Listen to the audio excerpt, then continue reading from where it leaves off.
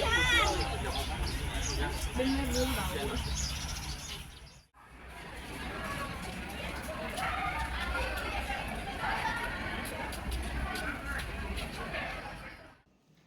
Double ini Neng? Enggak, satu aja Bu. Bismillah. Nasi kelihatan suaranya kenceng kayak marah-marah.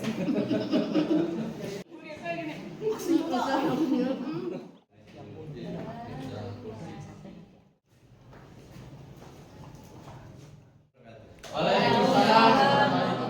Bagi ada hal yang salah.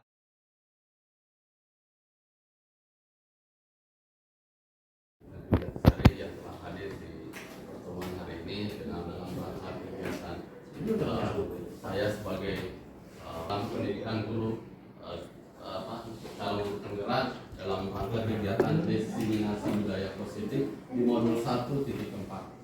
Sebelumnya terima kasih atas kehadiran semua, dan saya ada di depan sini bukan berarti mau menggurui Bapak Ibu, tapi saya apa yang saya pelajari tentu saya pengen berbagi, mudah-mudahan ada impact-nya dan bermanfaat bagi kita. Dan walaupun ada hal yang saya keliru dalam hal ini, mungkin saya memberi mohon dikoreksi, dan saya karena itu penting. Dan pentingnya apa? Karena saya masih proses pengembangan, tidak luput dari hal-hal yang mungkin ada kesalahan saya yang bisa diperbaiki untuk dalam proses untuk mendukung program di sekolah di SMA Jatisari, terus bagaimana pembelajaran budaya positif yang berpihak kepada peserta didik. Itu yang mungkin saya bisa sampaikan di awal ini. Terima kasih banyak atas kehadirannya Bapak Ibu semua. Baik, untuk lebih efektivitas waktunya, dan saya mulai bahwa ini adalah budaya positif. Budaya positif ini biasa kita dengar sebagai budaya yang baik lah. Budaya yang baik yang ada di pemahaman saya bahwa sesuatu yang diambil dari keyakinan-keyakinan yang pada umumnya berlaku di masyarakat dan diterapkan kembali di dalam proses pendidikan. Artinya biasa sebenarnya kita dengar budaya positif, kelakuan baik dan segala macam. Tapi bagaimana implementasinya dalam proses pendidikan, ya tentu membantu proses ini dalam hal kita memberi pembelajaran. Tapi kita juga harus ada perilaku yang perlu dibentuk dari awal. Bagaimana membentuk budaya positif itu, sehingga ketika transformasi pembelajaran itu sangat diyakinkan mudah masuk segala proses pembelajaran dari berbagai mata pelajaran. Yang terpenting bagaimana membentuk perannya, perilaku di dalam pelaksanaan pembelajaran ini dalam hal sebelum memasuki pembelajaran. Tapi apa yang dibangun adalah karakter anak, karakter peserta didik kita yang ada di lingkungan sekolah itu. Di mana kita berada di kelas maupun di lingkungan sekolah, kita sebagai guru dan peserta didik, bagaimana kita berinteraksi, mencerminkan budaya positif, karena itu memang bagian dari tujuan kita dan sesuai dengan capaian yang kira-kira sesuai dengan visi SMA Jatisari. Baik, untuk selanjutnya disiplin positif dan nilai-nilai keberjibakan sebenarnya nilai universal, ya universalnya umum berlaku. Kita adopsi masuk sebagai prinsip keyakinan, ya budaya-budaya yang diterapkan dalam sekolah. Misalnya isu guru mengontrol murid, ya kita tidak bisa dalam hal ilusi, ya ilusi itu ini anak baik, tidak bisa, ya kira-kira seperti itu. Tapi ada hal yang perlu kita pahami bahwa ketika budaya itu menjadi keyakinan kita, akan dilakukan dengan kesadaran dengan baik. Ilusi membawa semua penguatan positif, efektif dan bermanfaat. Ini ilusi bahwa kritik membuat orang merasa bersalah dapat menguatkan karakter. Nah, ini identifikasi ilusi bahwa orang dewasa memiliki hak untuk memaksa. Ya, terkadang hal-hal ini ada di benak kita tanpa disadari. Ya, ilusi-ilusi ini. Nah, bagaimana caranya? Segala langkah-langkahnya dalam hal ini tentu ada sebuah teori yang berlaku di dalam sebuah pembelajaran di 1.4 ini. Ya, bagaimana seseorang bisa berubah dari paradigma stimulus respon kepada pendekatan teori kontrol? Stephen leadership mengatakan bahwa bila kita ingin membuat kemajuan berahan sedikit demi sedikit, ubahlah sikap dan perilaku Anda. Namun bila ingin memperbaiki cara-cara utama, maka kita perlu mengubah kerangka acuan kita. Dan ubahlah bagaimana Anda melihat dunia, bagaimana Anda berpikir tentang manusia. Ubahlah paradigma Anda, skema pemahaman dan penjelasan aspek-aspek tertentu tentang realitas, tentang di mana kehidupan nyata kita. Selanjutnya, ada yang kenapa orang melakukan sebuah tindakan, perilaku dan segala macam. Tentunya dimulai dari ada respon. Ada respon, kita bisa lihat dari sebelah kiri, realitas kebutuhan kita ada dituntut. Pertama itu manusia dituntut karena memang ada stimulus respon yang dalam hal bertindak. Jadi, semua orang melihat hal yang sama. Di sebelahnya kita bisa, setiap orang memiliki gambaran yang berbeda. Nah, itu oposisi biner. Kita mencoba mengubah orang agar berpandangan sama dengan kita, tapi realita teori kontrol kita berusaha memahami pandangan orang lain tentang dunia. Perilaku buruk dilihat sebagai suatu kesalahan, tapi di teori kontrol semua perilaku memiliki tujuan. Nah, orang lain bisa mengontrol saya, di teori kontrol hanya ada yang bisa mengontrol diri kita. Misalnya diri kita yang bisa lah yang mengendalikan, itu yang utama dari. Saya bisa mengontrol orang lain, Anda juga bisa mengontrol orang lain sama. Pemaksaan pada suatu rujukan gagal, kolaborasi kita harus melakukan kolaborasi dalam hal konsensus menciptakan pilihan-pilihan. Nah, ini biasanya dilakukan dalam bentuk musyawarah. Ada ide gagasan dengan murid, tapi bagaimana pelaksanaan? Nah, kita tidak boleh memaksakan kehendak, tapi bagaimana kita membentuk kesepakatan yang mewakili. Gitu. Modal berpikir menang kalah, ya, tapi di teori kontrol berpikir menang-menang. Bagaimana kita menang-menang? Di sana menyenangkan, di sini menyenangkan. Artinya menang di sana, menang juga di sini. Gitu. Oke. Makna kata disiplin. Makna kata disiplin ini dalam hal pembelajaran di CGP yang disiplin itu adalah proses pembelajaran. Ya, proses pembelajaran. Disiplin itu pembelajaran. Ya, bukan yang ya disiplin harus teratur dan segala macam, tapi proses pembelajarannya yang terpenting. Ketika mendengar kata disiplin, apa yang terbayang di benak Anda, apa yang terlintas di pikiran Anda dengan tata tertib, teratur, kepatuhan dan peraturan, itu pasti selalu yang selama ini kita lihat, kita rasakan. Ya, kata disiplin juga sering dihubungkan dengan hukuman, padahal itu sungguh berbeda. Nah, karena belajar tentang disiplin positif tidak harus dengan memberi hukuman. Jadi kalau kita belajar tentang disiplin, tidak perlu harus kita dalam konteks menghukum. Nah, ini yang dihindari dalam hal ini. Justru itu adalah salah satu alternatif terakhir. Kalaupun kita menggunakan hukum, itu alternatif terakhir. Tidak ada lagi pilihan. Nah, selanjutnya, Bapak Ki Hajar Dewantara menjelaskan, ya, di mana ada kemerdekaan, disitulah harus ada disiplin yang kuat. Menekankan bahwa begitu pentingnya kemerdekaan yang diputuskan KHD. Sungguh pun disiplin itu bersifat self, yaitu kita sendiri yang mewajibkan kita dengan segala-galanya, tetapi itu sama saja. Sebab jikalau kita tidak cukup melakukan self, wajib penguasaan lain mendisiplinkan diri kita. Ada di luar diri kita, ada orang yang mendisiplinkan kita.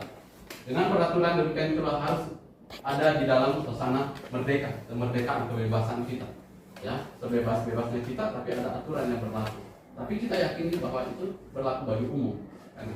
Jadi akhirnya kita kemerdekaan, jangan membawa ada aturan terdesak, tapi suatu aturan berlaku itu untuk kepentingan. Ya.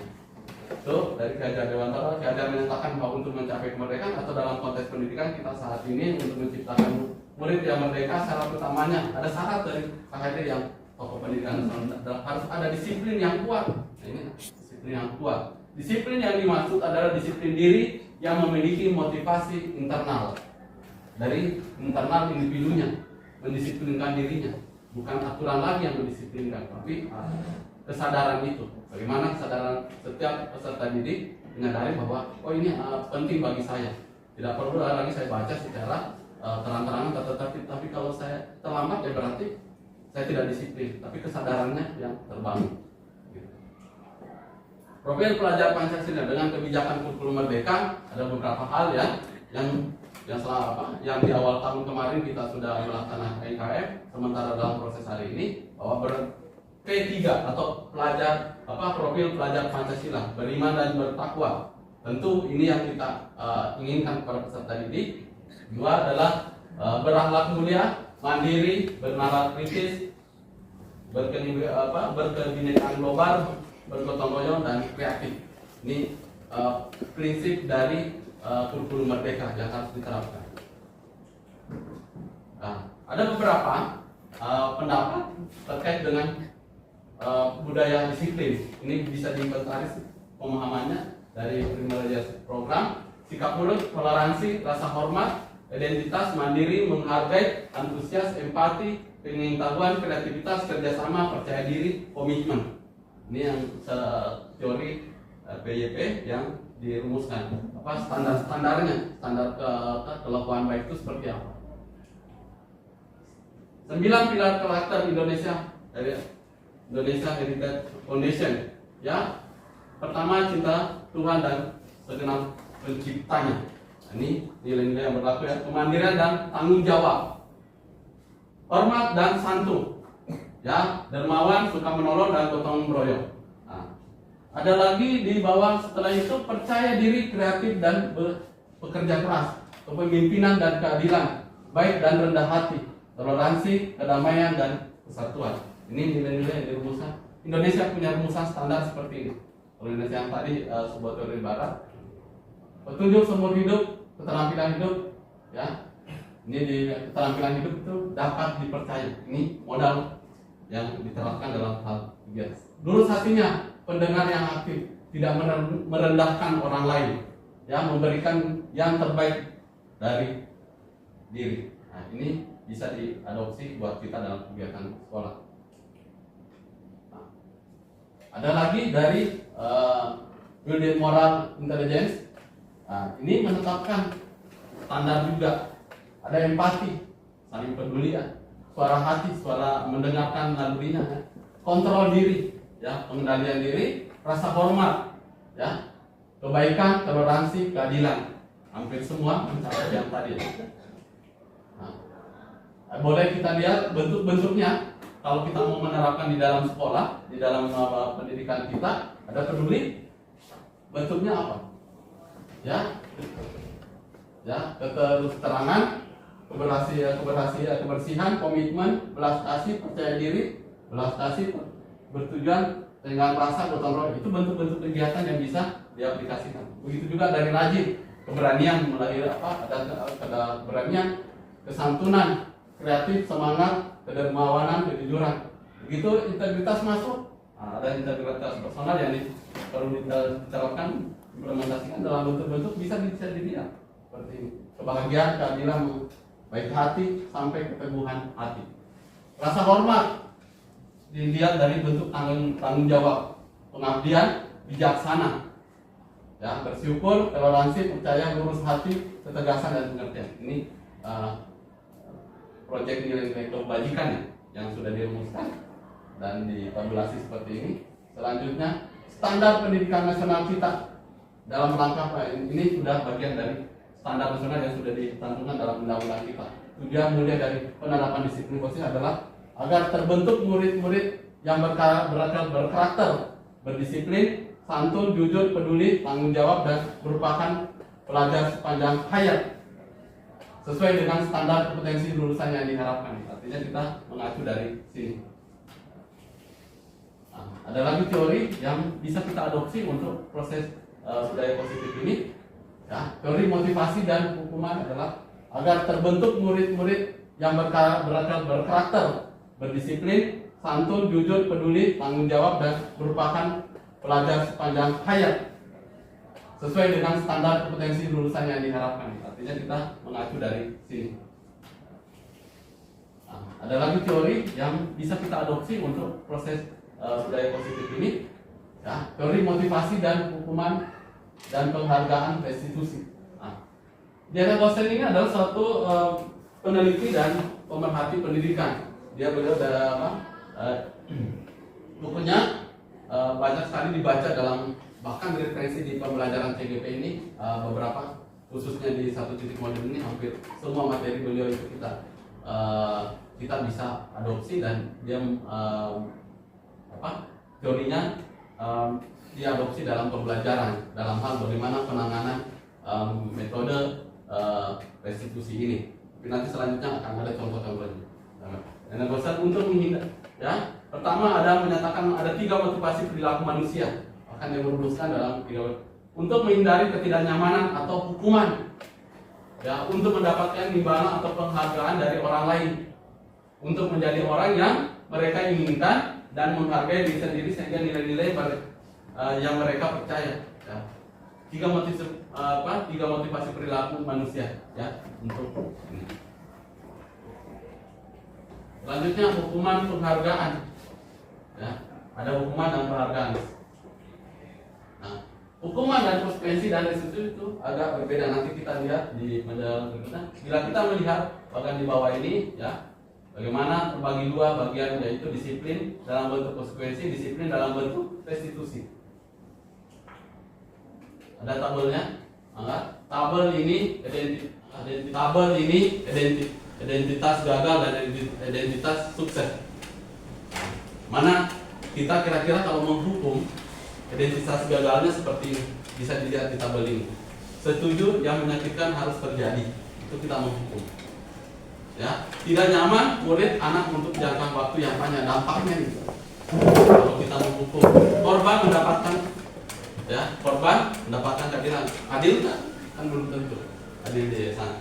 Ya, murid dan anak tersakiti. Nah, kalau kita dalam identitas sukses merubah mindset kita bahwa konsekuensi dalam konteks disiplin ada 2 pilihan, konsekuensi atau restitusi. Mana silakan di ini kita menyadari, merefleksi apa yang selama ini kita lakukan, apakah di posisi mana nantinya. Ya, konsekuensi sesuatu harus terjadi, artinya dia menerima. Kalau dia terlambat, dia berarti apa konsekuensi pada dirinya? Dia belum membentuk dirinya. Ya, tapi restitusi merupakan pilihan.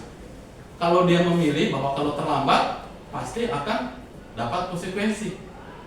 Dia dapat menanggung bebannya sendiri. Jadi beban itu, konsekuensi itu kembali kepada diri siswa. Kalau selalu terlambat, apa hasilnya? Apa yang harus disadari dia kalau terlambat? Apa hasilnya kalau terlambat? Kita harus bertanya kepada dia, bukan gurunya langsung menghukum misalnya seperti itu. Ya, tidak nyaman untuk murid untuk jangka waktu pendek. Ini kalau posisi konsekuensi. Ya, menguatkan untuk murid anak dalam jangka waktu kalau kita posisi dia lebih menguatkan. Ya, korban bisa diabaikan, korban ya biasa aja ya. Ya, disiplin ya kamu aja yang tanggung sendiri. Misalnya seperti itu. Ya, kalau terlambat ya tanggung aja sendiri kamu, berarti kamu yang lain. Cuma kita tidak menghukum dalam posisi itu. Tapi korban mendapatkan ganti. Ya, salah satu misalnya contoh di korban dalam mendapatkan ada perkelahian anak atau segala macam barangnya dirusaki, ya kita harus pembelajaran bahwa ya yang korban harus mendapatkan ganti, bukan kita hukum, bukan gurunya yang hukum, tapi dari kesadarannya dia berangkat dari situ. Murid dibuat tidak nyaman, konsekuensi ini tidak nyaman buat murid, akhirnya pembelajaran itu tidak menyenangkan buat dianya nanti di dalam lingkungan sekolah. Murid dapat mendapatkan penguatan, justru dalam kalau restitusi itu dia melakukan yang mendapatkan penguatan dalam dirinya sendiri dalam proses-proses itu. Selanjutnya, ya ada sama juga nih identitas sukses, ya konsekuensi, restitusi, dan hukuman. Ini tabel hukuman yang sebelah sini semua. Kalau kita melakukan penerapan hukum, ini konsekuensinya, dampak-dampaknya kira-kira seperti itu.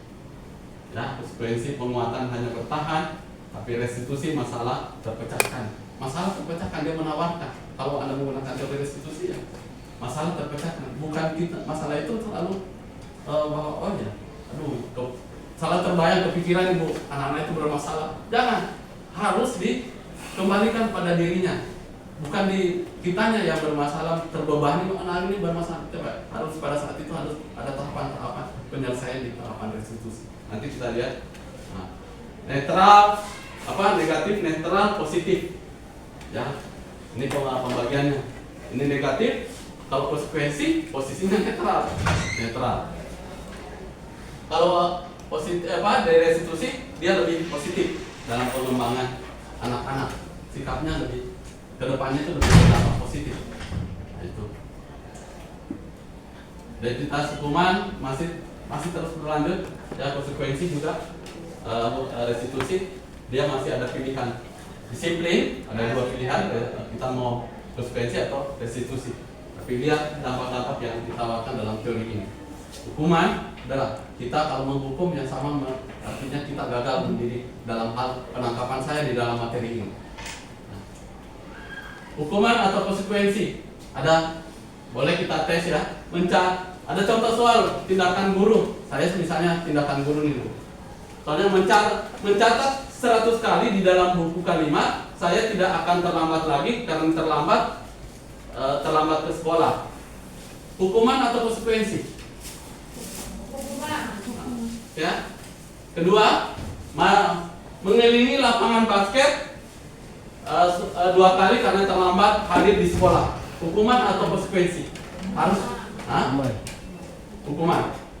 Ya, dia sudah datang di sekolah. Nah, itu juga pilihan. Harus bisa, oh ya, ini konsekuensi. Murid diminta untuk push up 15 kali karena tidak menggunakan masker di sekolah. Hukuman atau konsekuensi? Konsekuensi. Hah? Oke. Berjemur di lapangan basket pukul 12 siang karena mengobrol dengan temannya. Hukumannya? Hukuman. Berjemur di lapangan. Nah, ini salah satu bentuk-bentuknya ketika kita ini konsekuensi, ini hukuman. Ya. Tapi kita tinggalkan budaya hukuman, menuju berlahan konsekuensi, masuk ke restitusi nanti. Nah, ini contoh-contohnya. Nah, tindakan guru, banyak ya. Misalnya kita ini contoh soal aja misalnya. Ya, terlambat hadir di pembelajaran dalam 15 menit dan diminta untuk tinggal 15 menit sesudah kelas usai untuk membahas ketertinggalan pembelajaran. Konsekuensi atau hukuman? Konsekuensi. Selanjutnya dihukum oleh penghargaan. Setiap kita berulang kali menjanjikan hadiah, ini ada Alvin Ho, kepada anak-anak berperilaku tanggung jawab, atau kepada seorang murid agar mempelajari sesuatu yang baru, atau kepada seorang karyawan agar melakukan pekerjaan yang berkualitas, kita sedang berasumsi tidak dapat melakukannya atau mereka tidak akan memilih untuk melakukannya. Jadi kalau selalu kita memberi penghargaan kepada siswa, itu juga ada dampaknya. Ya, ada dampaknya. Oh ya, nanti kalau misalnya di dalam kelas Bapak Ibu, siapa yang mau menjawab nilainya bagus. Wah, selalu atau motivasi. Tapi ketika itu selalu disandarkan pada penghargaan. Kalau pertanyaan, kalau tidak ada penghargaan, ya ada dampaknya. Oh ya, nanti kalau misalnya di dalam kelas Bapak Ibu, siapa yang mau menjawab nilainya bagus. Wah, selalu atau motivasi. Tapi ketika itu selalu disandarkan pada penghargaan. Kalau pertanyaan, kalau tidak ada penghargaan, apa dia mau lakukan? Motivasinya hilang kan? Nah, kayak gitu. Ini maksudnya ini. Pesan filosofi ini. Jadi penghargaan ada mungkin kondisional saja ya, kondisional saja. Tapi diharapkan di dalam hal ini ya kebanyakan anak kalau selalu ya tampil ya bagus sampai. Tapi kalau nggak ada penghargaan, kira-kira anak ini berkembang atau tidak? Tidak kan? Nah, ini maksudnya dari dihukum oleh penghargaan. Ada hukuman kalau kita memberi penghargaan kepada anak.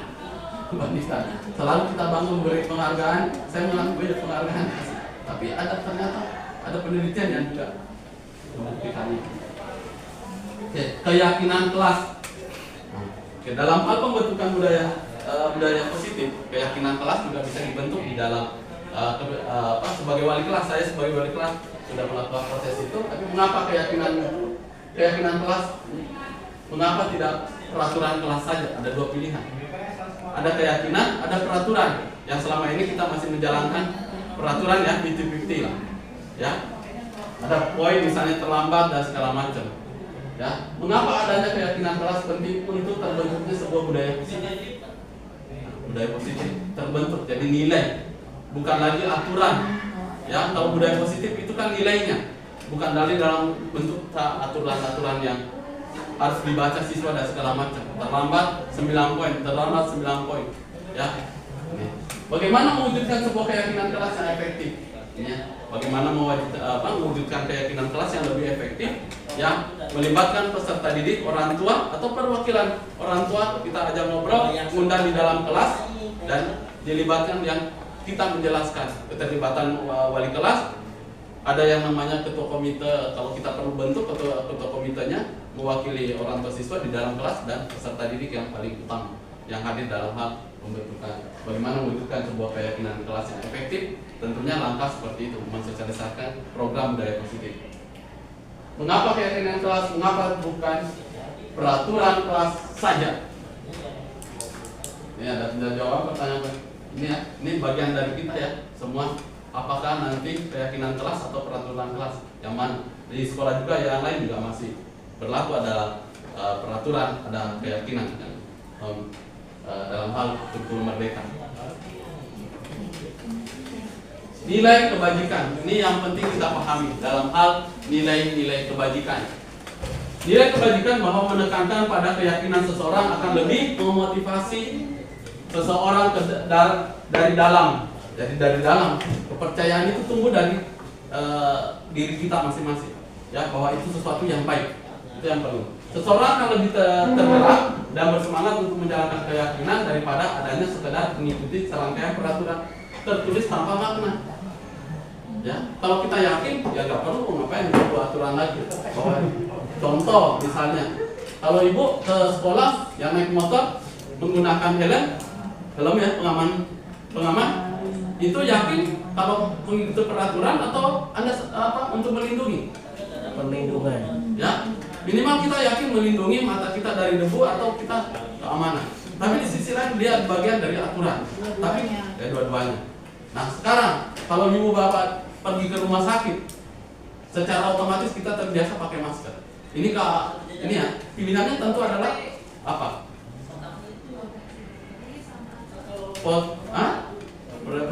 Melindungi diri, keselamatan, ya, dan keamanan, ya, aman buat diri kita, kesehatan buat kita juga. Ada dua di situ yang bisa kita ambil.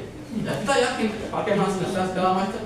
Di rumah sakit pasti kita masuk ya, atau di daerah tertentu wajib pakai masker. Memasuki rumah ada sekarang, tapi kita bahwa itu ada aturannya. Tapi kita yakin selamat dari bakteri-bakteri misalnya atau interaksi dengan orang lain dalam hal suasana melihat orang yang berkunjung di rumah sakit misalnya.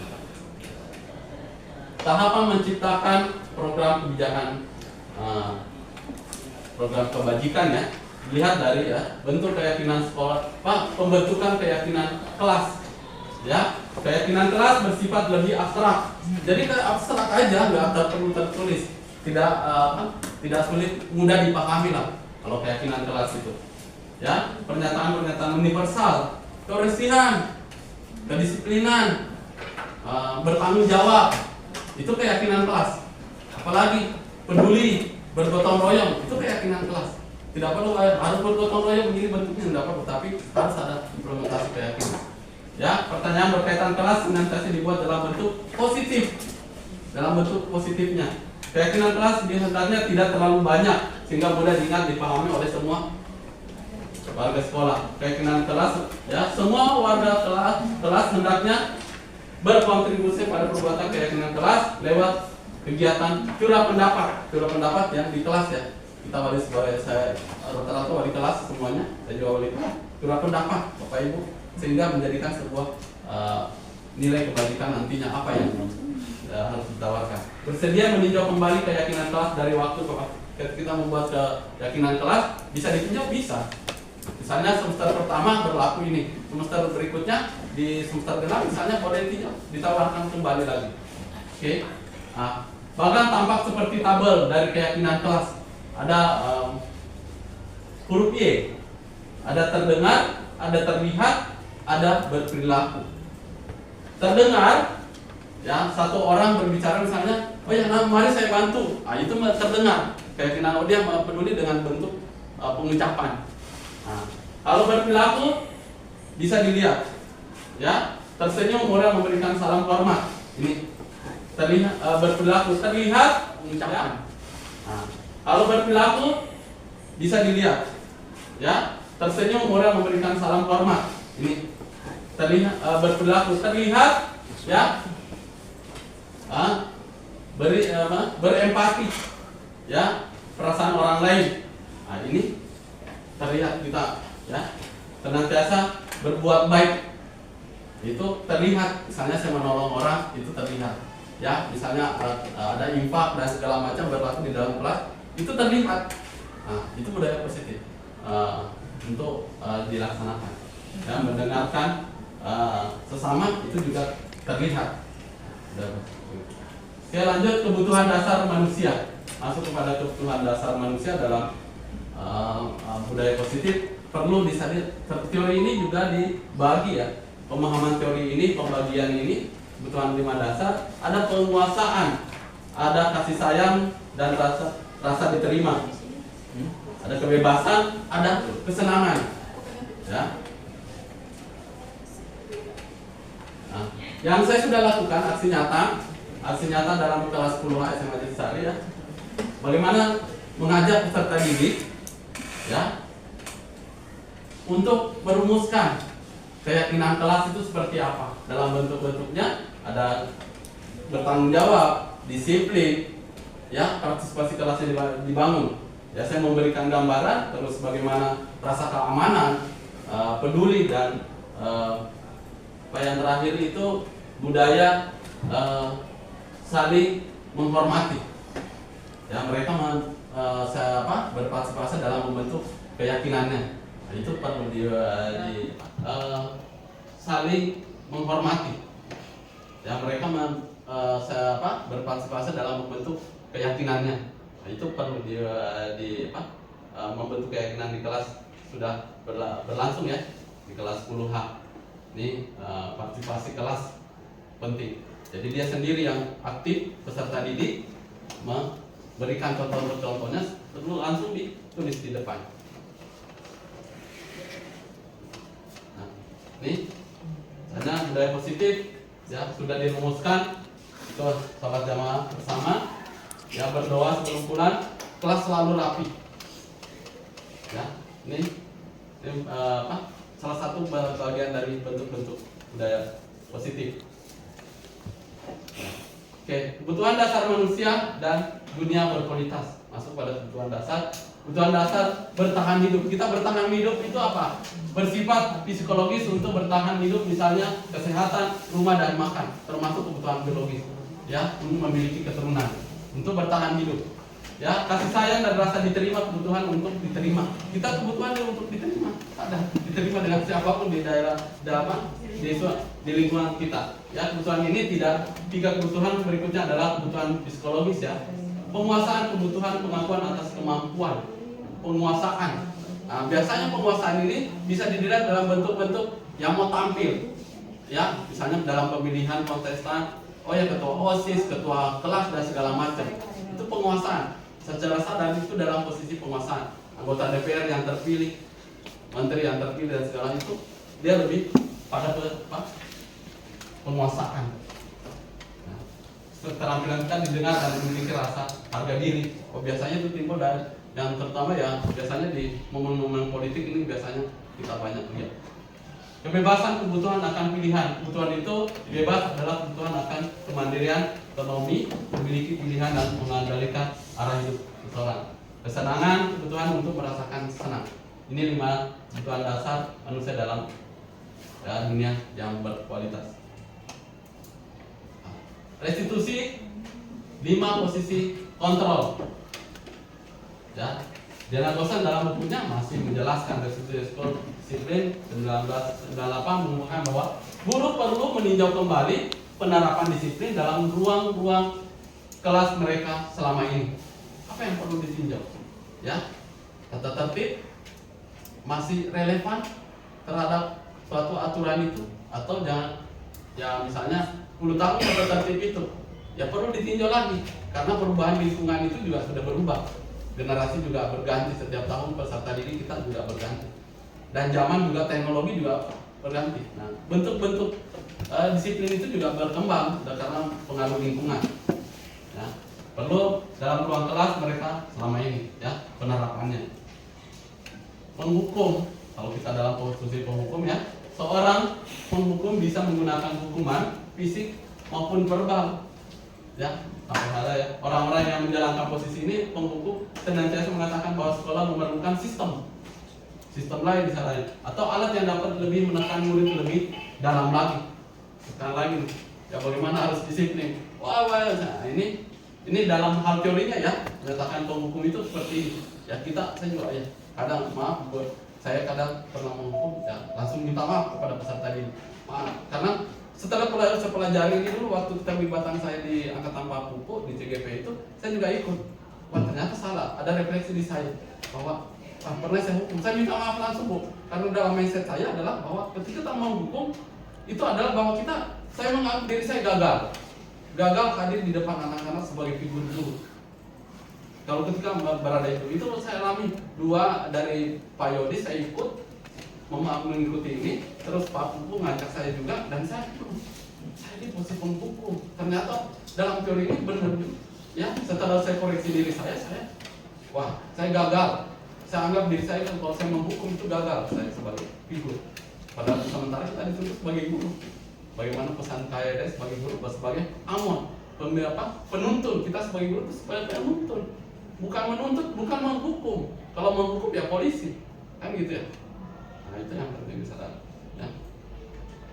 Selanjutnya membuat rasa bersalah. Anak-anak kadang kita membuat rasa bersalah. Kadang saya, kalau kamu tidak kerjakan tugas ini, misalnya seperti apa ya, kamu yang tanggung jawab segala macam.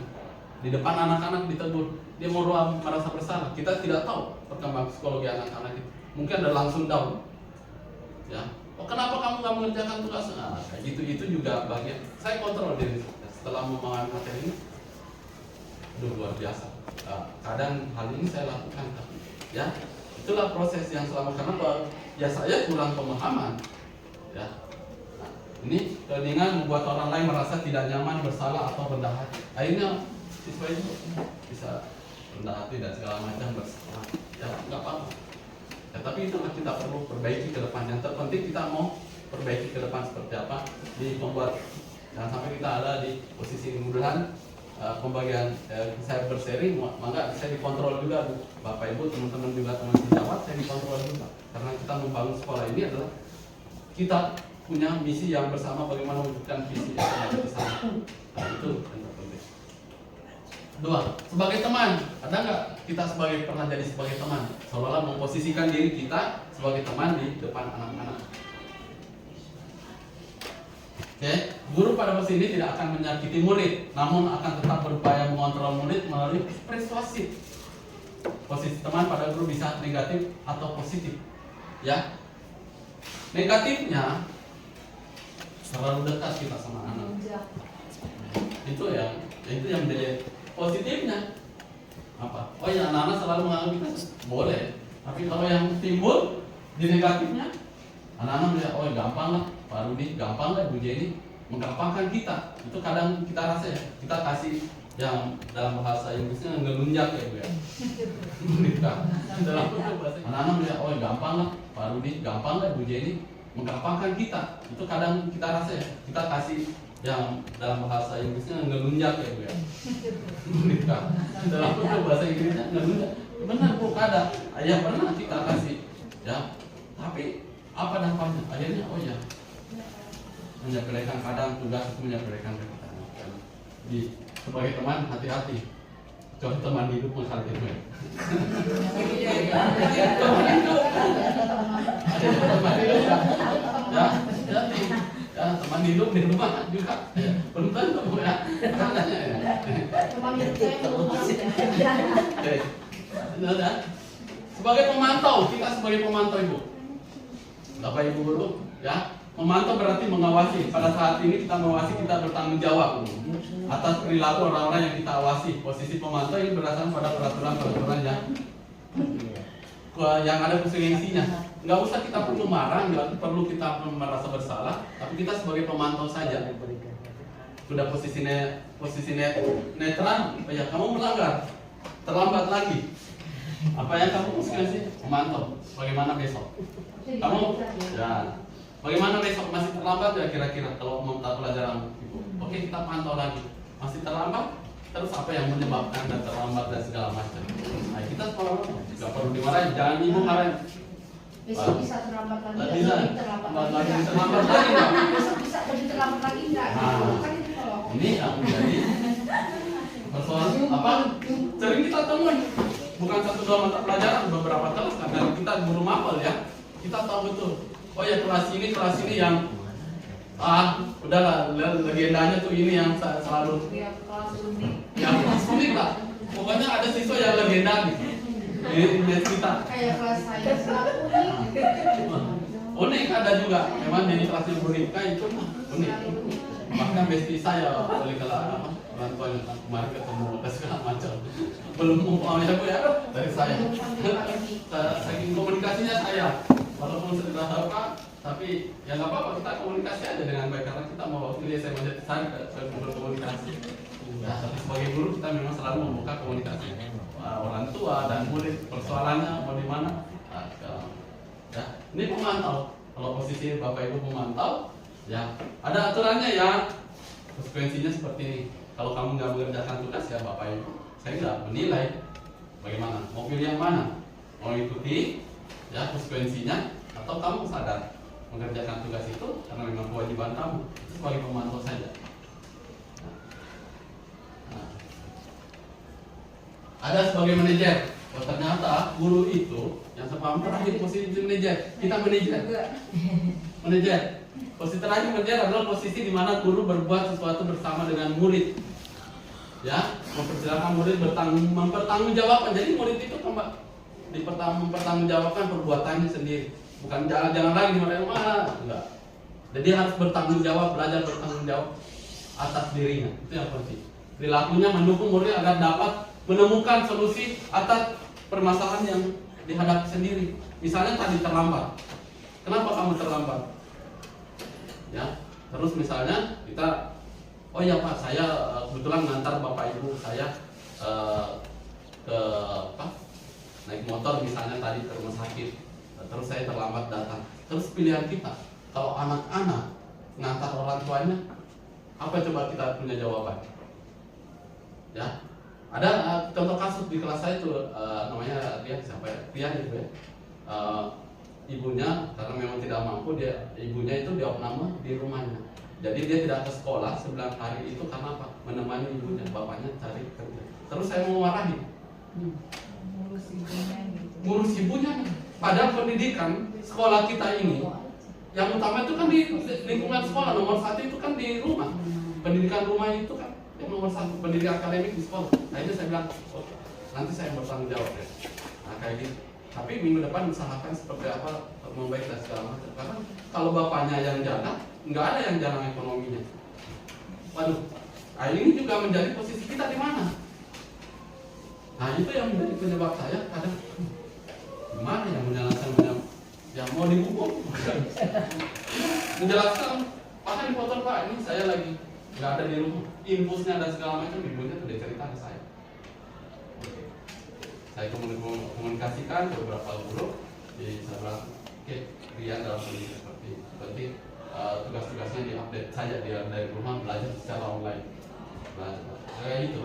Nah posisi manajer ini contoh yang salah dan segala macam. Itu ada tuntutannya adalah menemukan solusi. Ada kata kunci di solusi ini, Bu. Baik.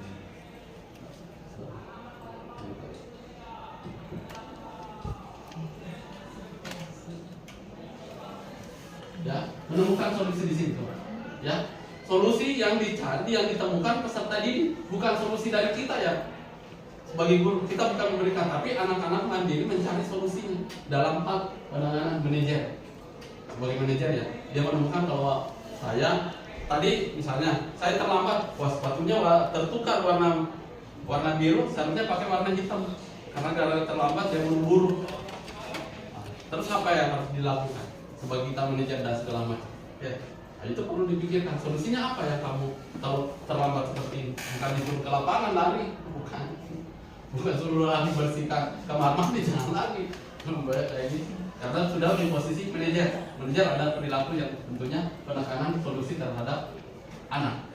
Ya, anak itu harus menyadari menemukan solusinya terhadap apa yang kurang tepat dia lakukan atau salah misalnya. Segi restitusi, segi 3 restitusi ini ada langkah-langkah dan teorinya, ini penting. Ya, Langkah pertama menstabilkan identitas. Kedua, validasi tindakan yang salah. Menanyakan keyakinan. Pertama, menstabilkan identitas itu. Terlambat lagi enggak? Nah, Kan itu kalau ini yang menjadi persoalan apa? Sering kita temui.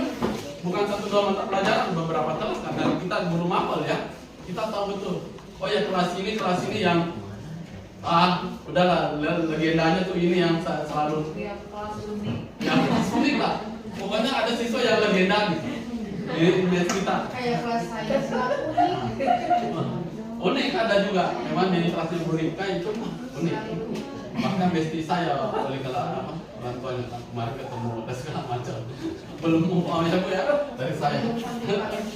Saking komunikasinya saya walaupun sudah tahu Pak, tapi ya nggak apa-apa kita komunikasi aja dengan baik karena kita mau pilih saya menjadi saya berkomunikasi.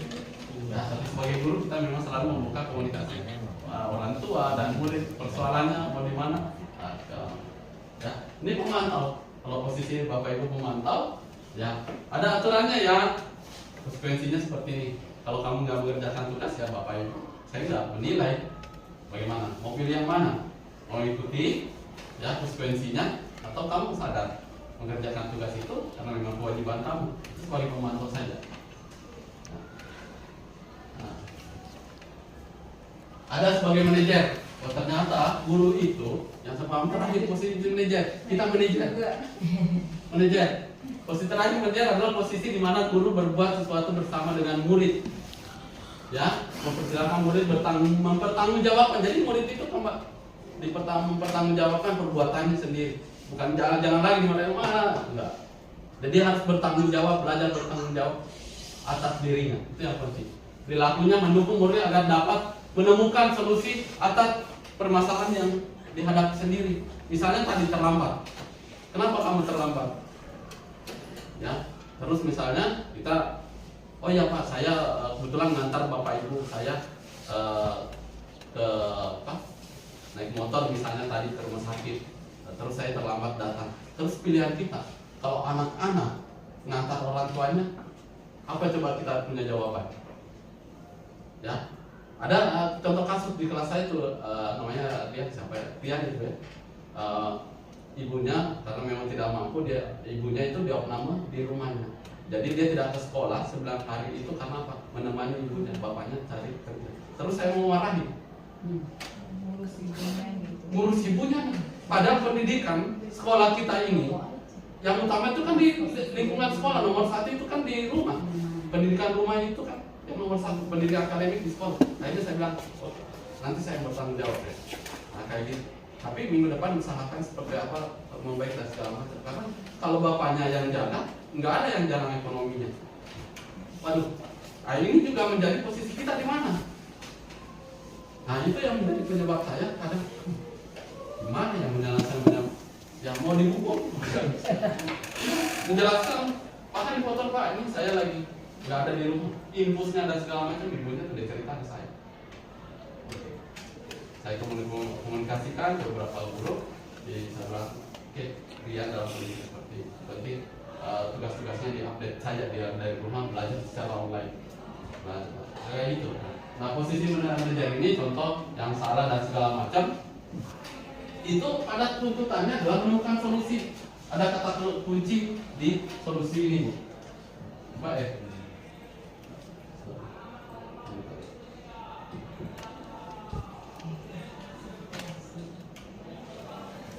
Ya, menemukan solusi di situ. Ya, solusi yang dicari, yang ditemukan peserta didik, bukan solusi dari kita ya. Sebagai guru kita bukan memberikan, tapi anak-anak mandiri mencari solusinya dalam hal penanganan manajer. Sebagai manajer ya, dia menemukan kalau saya tadi misalnya saya terlambat, wah sepatunya tertukar warna biru, seharusnya pakai warna hitam karena gara-gara terlambat dia buru-buru. Terus apa yang harus dilakukan sebagai kita manajer dan segala macam? Ya, itu perlu dipikirkan. Solusinya apa ya kamu kalau terlambat seperti ini? Bukan disuruh ke lapangan lari, bukan suruh lari bersihkan kamar mandi, jangan lagi. Kayak gitu. Karena sudah di posisi manajer. Manajer ada perilaku yang tentunya penekanan solusi terhadap anak. Ya, anak itu harus menyadari menemukan solusinya terhadap apa yang kurang tepat dia lakukan atau salah misalnya. Oke. Segi tiga restitusi ini ada langkah-langkah dan teorinya. Ini penting. Ya, langkah pertama menstabilkan identitas. Kedua, validasi tindakan yang salah. Menanyakan keyakinan.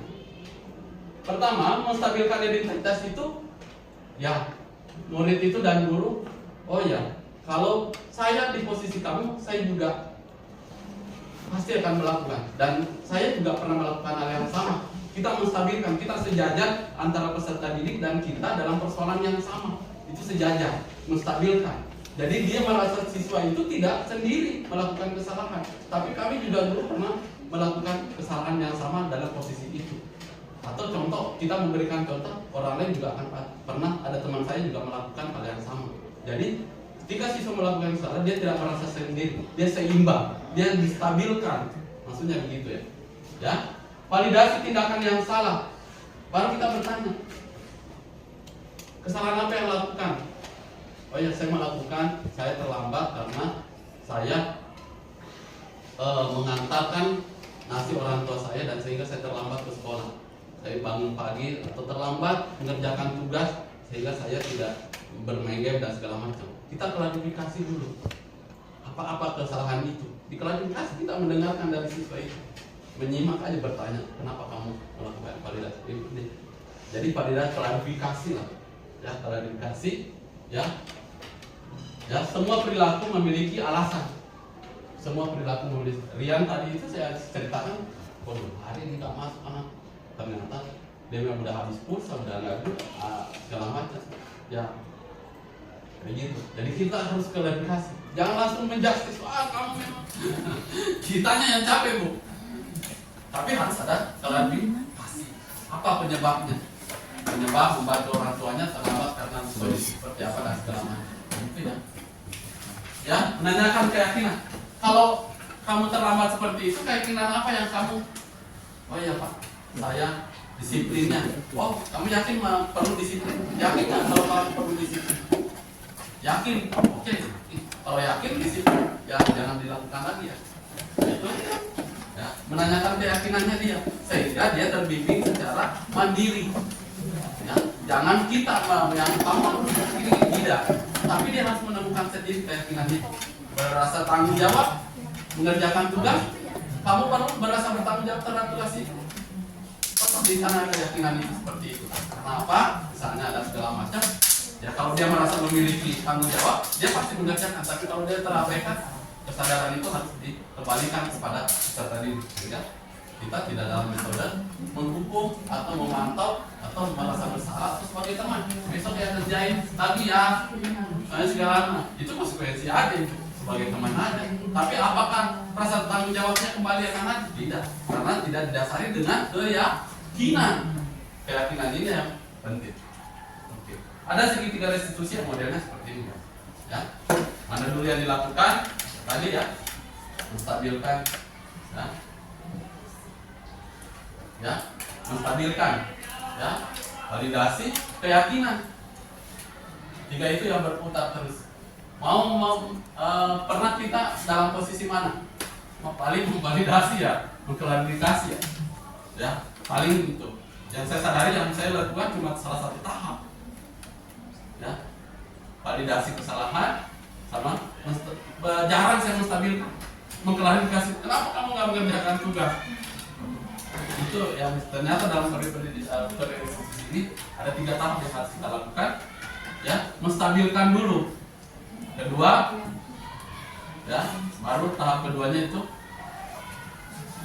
ya, ketiga ya, validasi, menstabilkan, validasi ya, menanyakan keyakinan ya, menstabilkan identitas, validasi, menyaringkan. Apa perlu mau dimulai? Kalau misalnya sudah, ini proses kasus ya. Kalau kasus kita hadapi, contoh-contoh kasus yang kita hadapi, satu misalnya siswa terlambat mengerjakan tugasnya, menstabilkan dulu ya. Kalau saya juga dulu ya sama, waktu juga waktu SMA, Bapak juga waktu SMA tidak mengerjakan tugas, ya menstabilkan dulu. Ya apa benar itu? Tapi yang terpenting bagaimana kita menyadari bahwa jangan kita ulang lagi. Baru stabil tuh, dia tidak merasa sendiri. Kedua, validasi. Apa menyebabkan kamu menjadi terlambat mengerjakan tugas itu? Kayak Pak, saya begadang, saya kemarin disuruh ibu saya dan segala macam. Kita validasi. Oh, ini penyebabnya. Oke, penyebabnya kita sudah tahu penyebabnya. Kita masuk ke tahap meyakinkan diri. Apa yang kamu lakukan? Bertanggung jawab, tidak mengerjakan tugas.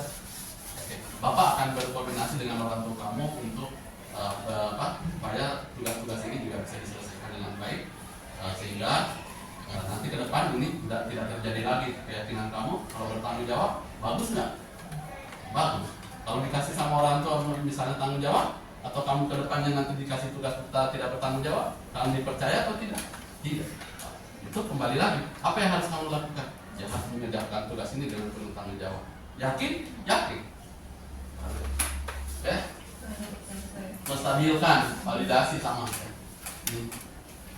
Nah, contoh saya kasih lihat validasi ini yang bisa dilihat.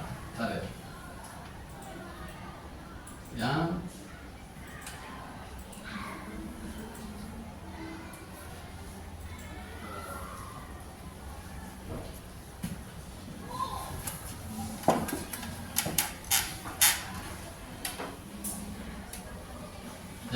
ini contoh dua aksi nyata saya untuk contoh kasus penerapan budaya positif. Dimulai dengan keyakinan kelas.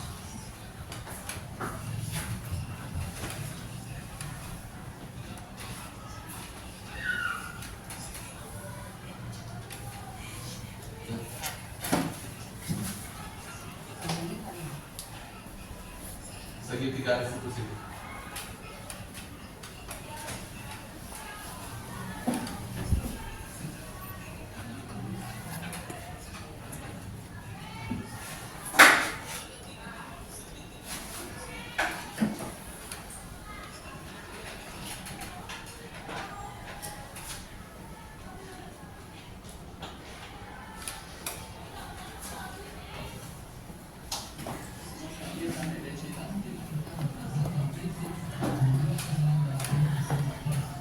Video penerapannya, mudah-mudahan bisa diadopsi Bapak Ibu. Bagaimana penerapan? Saya juga mencoba menerapkan begini. Ini belum sempurna kira-kira seperti itu. Tapi dari proses 2-3 kasus kemungkinan saya sudah mengendalikan mana posisi saya sebagai pemantau, mana posisi saya sebagai penelitian. Tindakan yang salah berdasarkan prinsipnya dalam perilaku selalu ada hasrat upaya kecenderungan pemenuhan kebutuhan dalam bentuk aksi atau tindakan seseorang. Hal ini seorang guru berproses dari hasil pemikiran untuk berkomunikasi, memberikan stimulus tanggapan dalam berdialog, berubah menjadi aktif sehingga menemukan pokok permasalahan yang dihadapi peserta didik dan pengakuan atas kebutuhan peserta didik dalam perbaikan interaksi ke depan. Tahap ketiga adalah proses menanyakan keyakinan. Dalam hal ini, guru mengajukan pertanyaan-pertanyaan substansial dan penuh makna guna mendorong secara psikologis dan rasional sehingga muncul motivasi. Peserta didik mampu membubuhkan keyakinannya pada aksi tindakan yang kurang tepat yang merupakan kesalahan. Selanjutnya, peserta didik yakin berdasarkan nilai kebajikan. Narasi kasus pertama, Ratwa adalah peserta didik tidak terima diambil buku PR-nya oleh temannya tanpa sepengetahuannya. Ia tidak dapat menahan gejolak emosinya. Berikut narasi dalam sebuah skenario guna menyelesaikan persoalan pendekatan segitiga restitusi.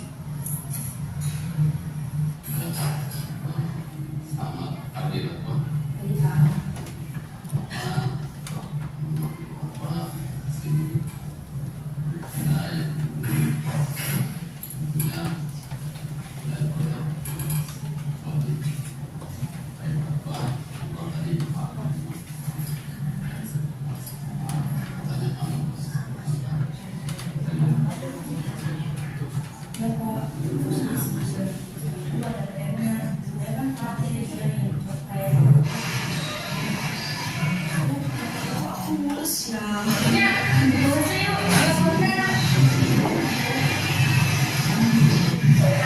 kesempatan nih. Ini skenario yang buatnya untuk di sebagai peserta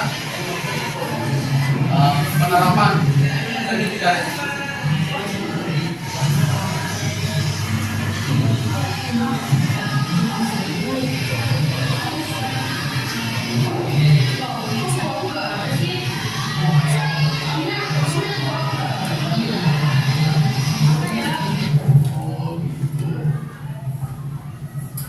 sangat wajar jika ya kamu marah, pasti juga ya mungkin kalau bapak mendapatkan hal yang sama tentunya juga bapak melakukan hal yang sama. Ya seperti kondisi kamu saat ini. Tapi terus tindakan apa yang kamu lakukan? Tentunya saya marah-marah Pak. Terus tanpa sadar saya datangi bangunan, terus mendorong mejanya.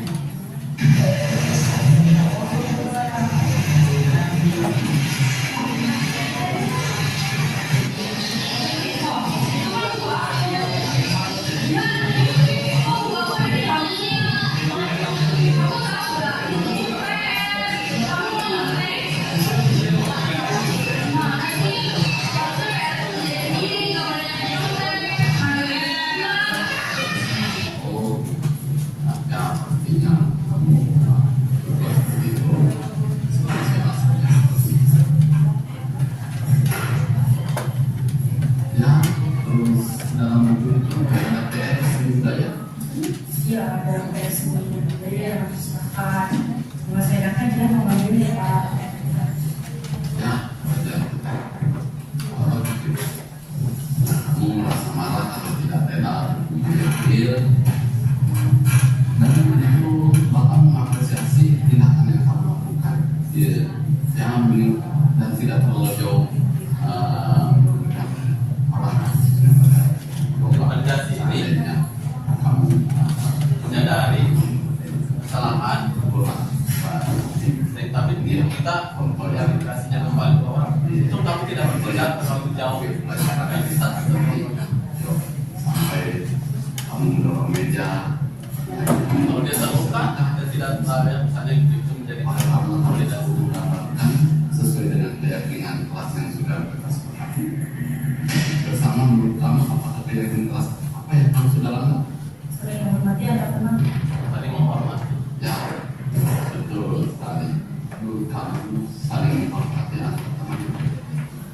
Menurut kamu, menurut fatwa itu penting. Keyakinan apa yang harus kamu lakukan dan saat kamu sedang emosi dan Harusnya sih saya bisa lebih sabar Pak. itu yang bagus.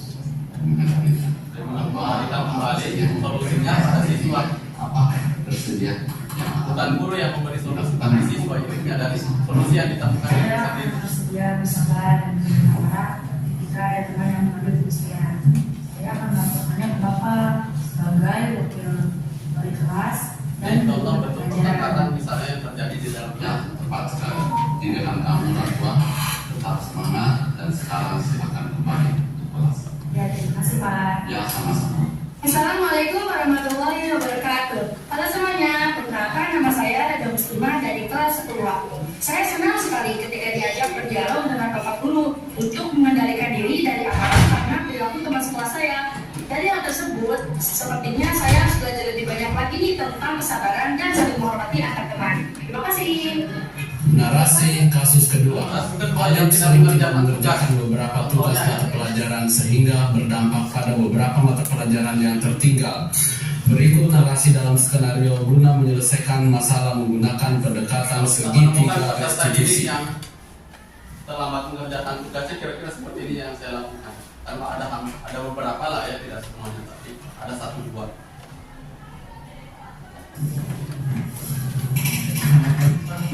Ini contoh-contoh kalimat yang saya bangun ya, Mas. Saya bangun dalam menerapkan segitiga restitusi. Jadi contohnya saja. Nah, dari sebuah skenario saya belajar, tapi setiap kasus pasti akan berbeda. Tapi yang terpenting dalam hal itu bagaimana kita mengolah komunikasi. Mengolah komunikasi mulai dari validasi, menstabilkan validasi dan keyakinan. Memang di saya itu masih kurang dalam hal berkomunikasi, bagaimana menyampaikan peserta didik. Tapi minimal dua kasus ini saya belajar, oh yang ditolaknya seperti ini, saya sudah bisa mengantisipasi kalau ada kejadian. Kalau ada siswa kayak gini tidak langsung alternatif istirahat. Tapi saya sudah melalui proses yang dalam bentuk kasus tadi. Nah itu yang saya ambil sebagai bagian dari pengalaman saya. Tapi yang terpenting, kita sebagai manusia belajar dari kesalahan. Stabilkan. Hanya kita perbuat dan menimbulkan perlu ada usaha perbaikannya. Bagaimana? Setuju? Ya, saya setuju Pak. Setuju. Setuju. Lalu kita cari solusinya. Di posisi mencari solusi itu kalau kita mengajak Keyakinan kelas apa yang kamu langgar? Keyakinan kelas tidak disiplin Pak. Nah, disiplin penting itu untuk kamu. Penting sekali Pak. Kalau mengerjakan tugas-tugas dengan tepat waktu dan bisa menghargai waktu Pak. Betul sekali. Menghargai waktu itu penting dan sangat bermanfaat buat kita, seperti kita menghargai orang-orang yang ada di sekitar kita terkait dengan apa yang kita kerjakan. Menjadi tidak menumpuk contohnya, tapi dapat melatih mengelola waktu dengan baik. Iya Pak, saya menyesal sudah sering tidak mengerjakan tugas-tugas mata pelajaran. Saya akan minta kepada Bapak, Ibu, Guru akan mengerjakan tugas-tugas tersebut. Ya, Ali, sikap yang baik telah kamu tunjukkan. Sudah lakukan dengan cara minta maaf, terutama apa yang kamu lakukan agar kamu tidak mengerjakan tugas dan tidak terlambat lagi mengerjakan tugas-tugas di sekolah. Saya akan mengerjakan tugas-tugas mata pelajaran sesuai dengan waktunya Pak. Baik, Ali, kamu sudah menemukan solusi yang tepat bagi diri kamu. Bapak akan bekerja sama dengan orang tua kamu agar kamu juga tidak terlambat lagi mengerjakan tugas-tugas di sekolah dan mata pelajaran yang lain juga tentunya akan dikerjakan dengan baik. Baik, kalau begitu, Ali silakan kembali ke kelas. Ya, terima kasih atas solusinya ya Pak. Sama-sama, Ali.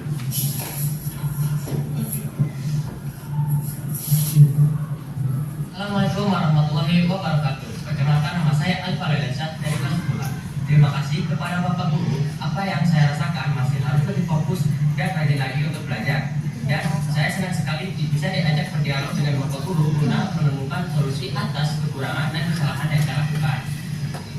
Dan saya akan memicu diri saya dan tidak akan malas lagi untuk mengerjakan tugas-tugas mata pelajaran agar tidak terlambat. Terima kasih atas solusinya. Wassalamualaikum warahmatullahi wabarakatuh. Itu bentuk-bentuk kalimat yang kira-kira ya olahannya ya.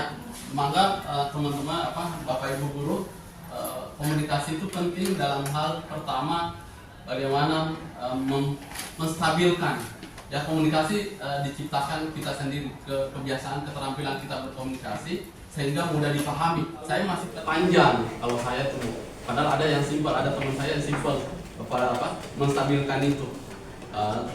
Ya, jadi karakter kita juga memang ikut sebagai ini, tapi bagaimana menemukan komunikasi bentuk-bentuk kalimat yang mudah sehingga fokus pada setiap tahapannya. Misalnya tadi menstabilkan, saya tadi menstabilkan itu posisinya pada intinya menstabilkan sebenarnya itu anak-anak tidak sendiri dalam hal bersalah, melakukan kesalahan. Semua manusia itu pernah melakukan salah. Kedua, validasi adalah kuncinya ada di dalam bagaimana permasalahan itu tidak berdiri sendiri. Anak itu bersalah karena apa? Ada penyebab-penyebabnya sehingga kesalahan itu terjadi. Tidak mungkin kesalahan itu berdiri sendiri, tidak. Nah itu kita menjadi, kita pernah salah, tapi kan ada penyebabnya yang di belakang kita ini. Nah itu yang penting, sehingga saya juga pernah melakukan hal yang sama, menerapkan hal seperti itu, memvalidkan Oke. Sehingga kalau dia misalnya validasi, tapi untuk kamu tidak terlalu jauh melakukan tindakan marah, emosi, lempar dan segala macam misalnya, itu jangan sampai cuma menyenggol mejanya aja Pak, dorong meja, ya untuk alhamdulillah kamu baru menyenggol. Coba kalau kamu terlalu jauh udahlah.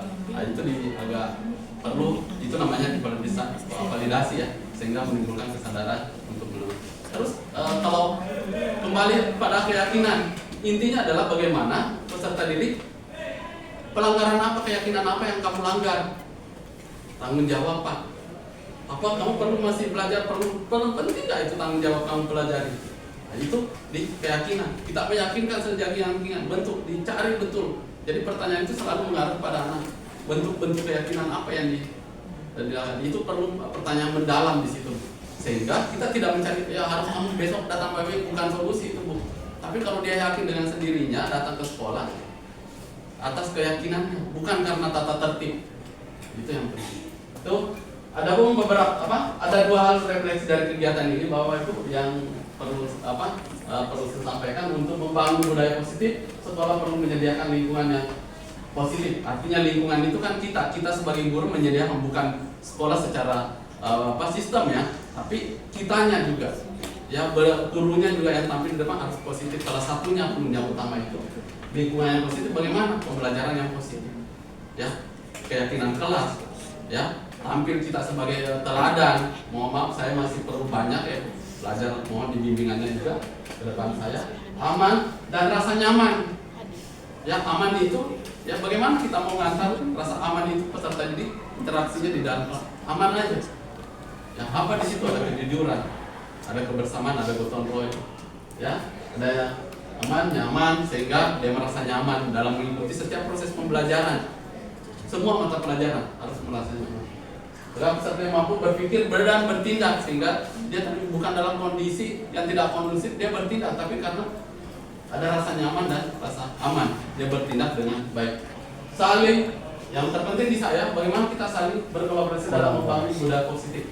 Yang maaf Bapak Ibu, saya masih belajar juga, dan kita saling mengoreksi kalau saya masih banyak kekurangan, dan kita perlu membangun budaya positif sesuai dengan visi SMA Jatisari ya, bagaimana menciptakan karakteristik peserta didik yang berdisiplin tinggi.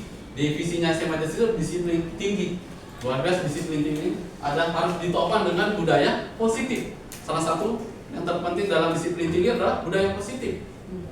Bukan dalam lingkungan yang berbeda, tapi ada budaya positif, disiplin tinggi. Ini yang penting dalam catatan kita yang saya tangkap dari isu kita, dan saya sampaikan sama Pak Kesek dalam diskusi kemarin dalam prakarsa perubahan. Sampaikan kita isinya itu sebenarnya disiplin tinggi, ada kata kunci disiplin, beriman dan bertakwa.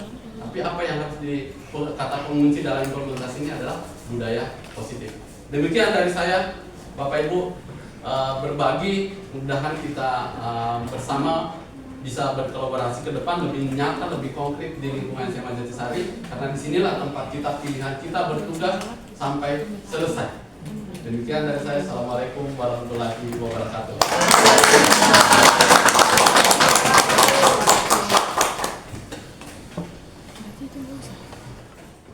Perkenalkan, saya Elisa Murtul Fuada. Saya salah satu guru di SMA Negeri 1 Jatisari. Setelah saya mengikuti diseminasi budaya positif yang dilakukan oleh Bapak Rudi, saya merasa termotivasi dan ingin berkembang menjadi guru yang profesional. Saya yakin dengan menerapkan budaya positif di lingkungan SMA Negeri 1 Jatisari bisa membuat lingkungan sekolah menjadi lebih harmonis sesuai dengan visi dan misi sekolah. Terima kasih. Budaya positif luar biasa.